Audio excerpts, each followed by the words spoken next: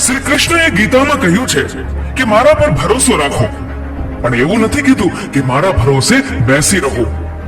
હે પ્રભુ, તે જે નથી આપ્યું તેનો અફસોસ હું ક્યારેય નહીં કરું, કારણ કે તે એવું ઘણું બધું આપ્યું છે કે જેની હું કલ્પના પણ ન કરી શકું. શ્રી કૃષ્ણ દરેક મનુષ્યને કહે છે કે તું તારા મનનું ધાર્યું જ કરે છો, પણ થાય છે એ જ જે મેં ધાર્યું હોય. એક વાર તું એ કરી જો જે હું ધારું છું, અને પછી જો થાશે એ જ જે તે ધાર્યું હોય. સુખ હોય ત્યારે તો બધા જ મળે છે, પણ દુઃખ હોય ત્યારે તો ફક્ત ભગવાન જ મળે છે. જીવનની સુંદરતા એ વાત પર આધાર નથી રાખતી કે તમે કેટલા ખુશ છો, પણ એ વાત પર આધાર રાખે છે કે તમારા લીધે કેટલા લોકો ખુશ છે. કોઈની પણ વાતમાં પડતો નથી એટલે હું કોઈને નડતો નથી. જે ઘડીએ જે મળ્યું એ મંજૂર છે. ભાગ્ય સાથે હું કદી લડતો નથી. કોને છલકાવ્યા નજરના જામને, આમ તો હું જામને અડતો નથી.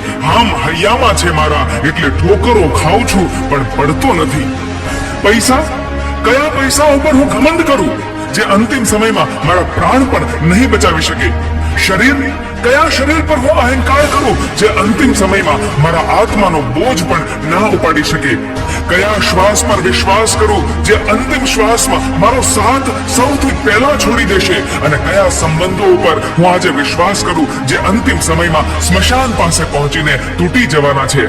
હા, જો યાદ આવ્યું, એક કામ કરું, સારા કર્મોની પોટલી બાંધવા માંડું, જે અહીંયા પણ કામ આવશે અને બીજે પણ. ખૂબ સાદગી જોઈએ સંબંધોને નિભાવવા માટે. છળ કપટથી તો માત્ર મહાભારત રચી શકાય છે. શ્રી કૃષ્ણ કહે છે કે શબ્દોથી માફ કરતા જાજો સમય નથી લાગતો, પણ દિલથી માફ કરતા પૂરી જિંદગી નીકળી જાય છે.